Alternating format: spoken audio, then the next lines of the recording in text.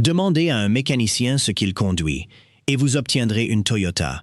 Mais en 2024, Toyota a commencé à démonter des moteurs de camions neufs pour traquer des copeaux de métal que sa propre usine avait laissés à l'intérieur. La solution n'était pas une réparation. Toyota a remplacé le moteur entier, et pourtant, passez derrière n'importe quel atelier de réparation en Amérique, et les voitures que les techniciens ont garées là sont toujours des Corolla défraîchis, des Tacoma à kilométrage élevé, et des Forerunners affichant 320 000 km. Ce sont des gens qui savent exactement ce qui casse. Alors, pourquoi continuent-ils à garer une Toyota? Kurumo, Japon, 1948. Dans un atelier d'usinage, appartenant à un petit constructeur automobile en grande difficulté, un ancien ingénieur textile, nommé Taichi Ono, commença à réorganiser les équipements au sol. Il n'avait pas d'argent pour de nouvelles machines, et il n'avait pas le volume de production dont jouissaient les usines américaines à Détroit. Ce qu'il avait, c'était une idée qu'il avait ramenée d'une filature. Alors pourquoi une machine textile importerait-elle pour une entreprise qui essayait de construire des voitures? Ono avait passé 11 ans sur des sols de filature avant de toucher à une voiture. Dans cette usine, il étudia le métier à tisser automatique de type G, perfectionné par le fondateur Sakichi Toyota en 1924. À l'instant où un seul fil cassait, la machine s'arrêtait d'elle-même.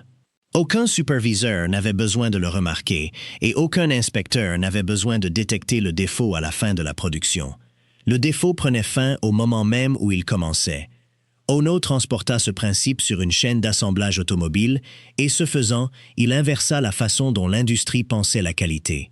Dans le modèle américain de production de masse, la chaîne ne s'arrêtait jamais. L'inspection était un département séparé à l'extrémité de l'usine, détectant les défauts après qu'ils avaient déjà été intégrés dans des centaines de véhicules. Ono installa à la place un cordon andone au-dessus des postes de travail. N'importe quel opérateur au sol, à n'importe quel poste, pouvait tirer ce cordon et arrêter l'ensemble de l'usine au moment où quelque chose semblait anormal. Arrêter la chaîne n'était pas traité comme un échec, c'était traité comme le système en train de fonctionner. Ces deux idées devinrent les piliers de ce que le monde appellerait plus tard le système de production Toyota, le juste à temps, signifiant que les pièces arrivent au poste de travail uniquement quand la chaîne d'assemblage les réclame, et le Jidoka, signifiant que la machine elle-même détecte le défaut, plutôt qu'un inspecteur ne le détecte à l'extrémité de l'usine. En dessous des deux se trouvait le travail standardisé, les calendriers de production nivelés et le Kaizen, la pratique de l'amélioration continue par petites étapes sur le lieu de travail. Mais comment empêcher le même défaut de revenir mardi prochain? La réponse d'Ono était une discipline plutôt qu'une technologie. Rendez-vous au Gemba, l'endroit réel sur le sol de l'atelier où le travail se fait. Observez de vos propres yeux et demandez pourquoi la défaillance s'est produite, 5 fois de suite, jusqu'à ce que la question cesse de produire un symptôme et commence à produire une cause. Des cartes Kanban et papier circulaient dans l'usine en portant les instructions de fabrication. Ainsi, un usineur dans un coin de l'usine répondait à une demande réelle plutôt qu'à une prévision écrite des mois plus tôt dans un bureau. Mais voici le détail que la plupart des récits passent sous silence. Rien de tout cela n'était une philosophie de marketing. C'était une stratégie de survie construite par une entreprise sans capital, sans volume et sans marge pour mettre au rebut le moindre composant. L'obsession des défauts venait de l'incapacité à les payer, et cette formulation n'est pas décorative. En 1950, Toyota était à quelques jours de l'effondrement. Les banques avaient imposé un plan de restructuration. 2 usines furent fermées, et plus de 2000 travailleurs perdirent leur emploi, ce qui déclencha une grève qui ferma l'usine pendant presque 2 mois. Kiichiro Toyota, le fils du fondateur, démissionna en juin pour assumer la responsabilité des licenciements. Il était mort dans les 2 ans qui suivirent. Ce qui sauva l'entreprise fut une commande de camions de l'armée des États-Unis pendant la guerre de Corée. Les usines de Detroit, tournant à des volumes que Toyota ne pouvait qu'imaginer, ne prirent pas cette approche au sérieux pendant des décennies. Ono diffusa le système à travers les usines Toyota au cours des années 50 et 60, puis à travers son réseau de fournisseurs. En dehors du Japon, le système prit racine en 1984, quand Toyota et General Motors ouvrirent une coentreprise dans une usine à Fremont, en Californie. 6 ans plus tard, une étude du MIT donna à l'approche un nom qui resta, la production allégée. À ce moment-là, les résultats étaient déjà garés dans les allées. Alors, qu'est-ce que ce système a mis sur la route? Demandez à un technicien qui tourne des clés depuis les années 80 quel moteur Toyota il fait le plus confiance, et vous entendrez parler d'un 2,4 litres, 4 cylindres que personne ne qualifierait de passionnant. Le 22R et son successeur à injection, le 22RI, propulsèrent les pick-up Toyota et les premiers Forerunner pendant les années où les petits camions Toyota bâtissaient leur réputation sur les chantiers et les pistes forestières. Le moteur développait environ 105 à 116 chevaux selon l'année. Ce n'est pas un chiffre dont on se vante. Ce qui se trouvait en dessous, c'était un bloc en fonte à parois épaisses avec un carter profond, un simple arbre à cames en tête et un faible taux de compression. Il n'était pas capricieux sur la qualité du carburant et ne punissait pas un propriétaire qui avait raté un entretien. Les mécaniciens qui ont démonté ces moteurs les décrivent comme un modèle d'accessibilité, parce que tout ce que vous devez atteindre est accessible. Mais il avait des faiblesses. Le réglage des soupapes tous les 48 000 km n'était pas optionnel et le négligé produisait le cliquetis que les ateliers ont appris à reconnaître à l'oreille. La chaîne de distribution à simple rangée utilisait des guides en plastique qui s'usent et sont largement considérés comme le point faible du moteur. Personne dans un atelier ne le qualifierait de parfait. Il le qualifierait d'honnête. La même logique de conception montait en gamme. Le 2GZ en ligne 6 de Toyota, surtout connu aujourd'hui pour ce que les préparateurs en ont fait, était construit avec un bloc en fonte, un pont fermé, des éléments internes forgés et des gicleurs d'huile d'origine. En configuration de série, il fonctionnait bien en deçà de ses limites structurelles, ce qui explique pourquoi des exemplaires jamais ouverts sont documentés au-delà de 480 000 et 640 000 km. Le V8 de 4,7 litres, le 2ZFI, qui équipait le Land Cruiser et le premier Tundra, utilisait un bloc en fonte à un moment où ses propres cousins dans les berlines Lexus utilisaient l'aluminium pour gagner du poids. Toyota choisit l'option plus lourde, délibérément. Pourquoi un département d'ingénierie renoncerait-il volontairement à la puissance et à l'économie de carburant qu'il avait déjà payé pour développer? Parce que les ingénieurs qui validaient ces blocs optimisaient pour un chiffre entièrement différent. Toyota accordait systématiquement ses moteurs pour délivrer moins que ce dont ils étaient capables, ce qui laissait une marge de résistance structurelle qui absorbait la chaleur, la charge, la négligence et le temps. Un deuxième avantage apparaît au comptoir de pièces détachées, et la métallurgie n'y joue aucun rôle. Toyota maintenait les conceptions en production bien plus longtemps que la norme de l'industrie et partageait les composants de manière agressive à travers la gamme. Un capteur sur une Camry se retrouve sur une Sienna. Un roulement de roue sur un Tacoma apparaît sur un Forerunner. Pour un technicien au comptoir de pièces un samedi, la pièce est en rayon, le temps de main-d'œuvre est connu et le schéma de boulonnage est le même que celui d'il y a 15 ans. La réparabilité n'est pas une caractéristique que Toyota met en avant dans sa publicité. C'est un effet secondaire d'un catalogue de pièces qui refuse de reconcevoir ce qui fonctionne déjà. Mais le consensus d'atelier est exactement le genre de preuve qui se transforme en légende. Les techniciens voient un échantillon biaisé, les véhicules qui arrivent sur un plateau, plutôt que ceux qui ne passent jamais à l'atelier. Donc le test utile est de savoir si des chercheurs indépendants, travaillant à partir de registres d'immatriculation et de factures de réparation, arrivent à la même conclusion. Ce choix d'ingénierie semblait insignifiant au moment où il se produisait. Il ne l'était pas. Il y a une conséquence mesurable et elle apparaît dans les registres d'immatriculation plutôt que dans la fidélité à la marque. Le cabinet de recherche IC Cars mène une étude annuelle estimant la probabilité qu'un modèle donné atteigne 400 000 km. Dans l'édition 2025, le véhicule moyen sur les routes américaines avait 4,8% de chance d'y parvenir. Le Toyota Sequoia avait 39% de chance. C'est plus de 8 fois la moyenne de l'industrie, et Toyota plaçait 10 modèles dans le top 25.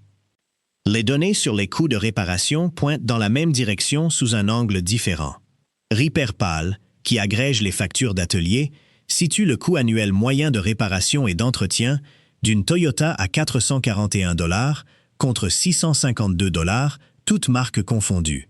La Toyota moyenne passe à l'atelier pour du travail imprévu environ 3/10 de fois par an. La Corolla spécifiquement se situe à $310 par an. La Corolla spécifiquement se situe à $362 par an, avec 7% de probabilité qu'une réparation donnée s'avère être une réparation majeure. Et dans la plus récente enquête annuelle de fiabilité de Consumer Reports, construite à partir de réponses de propriétaires couvrant environ 380 000 véhicules, Toyota a repris la première position à Subaru, avec Lexus juste derrière en troisième. Mais est-ce que tout cela décrit vraiment la voiture garée dans une allée ou juste la moyenne d'un très grand tableur? C'est une objection légitime, et les moyennes cachent les valeurs extrêmes dans les deux sens. Une Corolla négligée avec un entretien de distribution oublié laissera quand même quelqu'un en panne un mardi matin. Ce que les données soutiennent est plus restreint que la légende. Les véhicules Toyota tombent en panne moins souvent, coûtent moins cher quand ils tombent en panne et tolèrent un entretien imparfait mieux que le reste du marché. Il y a une raison pour laquelle cette réputation persiste. Des chiffres aussi constants à travers 3 études indépendantes, construites à partir d'enquêtes de propriétaires, de relevés kilométriques et de factures d'atelier, ne sont pas un accident de mercatique. Et remarquez ce que les 3 mesurent. Pas comment une Toyota neuve se comporte dans sa première année, mais comment un véhicule se comporte à l'année 12 avec son 3e propriétaire, sur un calendrier d'entretien que personne n'a suivi parfaitement. Si vous trouvez ce genre d'histoire de l'ingénierie utile, abonnez-vous. Cette chaîne plonge chaque semaine dans les machines qui ont survécu à leur époque. En 2016, l'argument avait produit une étude de cas que personne n'avait prévue. Victor Shepard, de Houma, en Louisiane, avait acheté un Tundra SR5 double cabine de 2007 avec un V8 de 4,7 litres.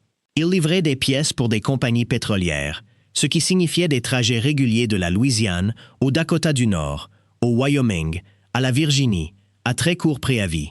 Les vidanges avaient lieu environ 1 fois par mois, ce qui pour lui revenait à environ 16 000 km.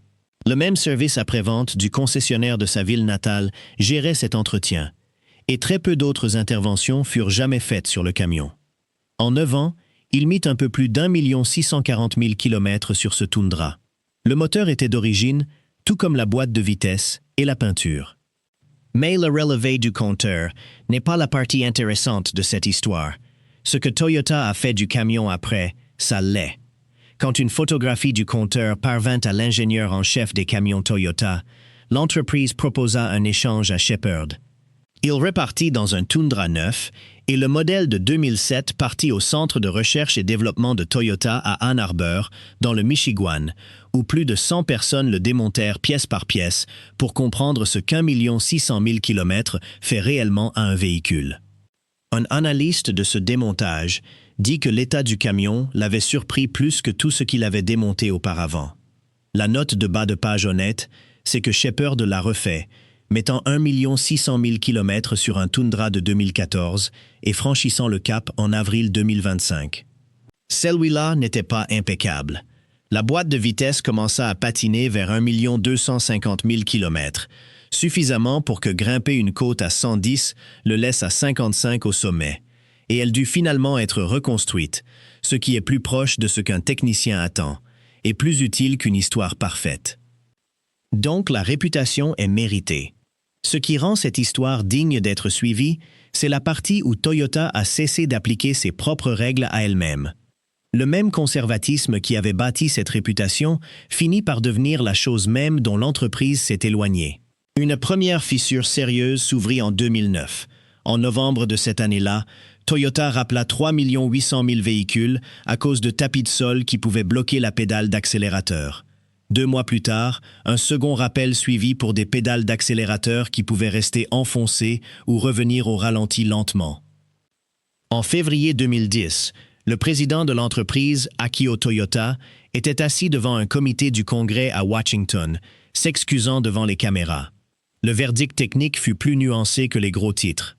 Les enquêtes de la National Highway Safety Administration et de la NASA examinèrent le logiciel de l'accélérateur électronique et ne trouvèrent aucun défaut capable de faire accélérer les véhicules par eux-mêmes. Ce que le ministère de la Justice poursuivit à la place, c'était la conduite de l'entreprise. En 2014, Toyota conclut un accord de poursuite différé et paya une amende d'1,2 milliard de dollars pour la façon dont elle avait décrit le problème aux régulateurs et au public, pendant que les rappels étaient encore en cours de décision. Cette distinction compte, et la plupart des récits la font disparaître. Les systèmes mécaniques ont résisté à l'examen. La communication de l'entreprise, non. Alors, était-ce la fin du règlement de compte de Toyota avec la qualité? Des années plus tard, un second problème fit surface, et celui-là était purement mécanique. Toyota mit à la retraite le V8 atmosphérique de 5,7 litres du Tundra au profit d'un plus petit V6 biturbo de 3,4 litres, le V35A. Le changement améliorait l'efficacité et aidait à la conformité aux émissions.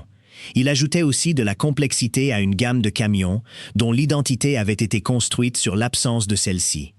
En mai 2024, Toyota rappela environ 102 000 Tundras et Lexus LX 600.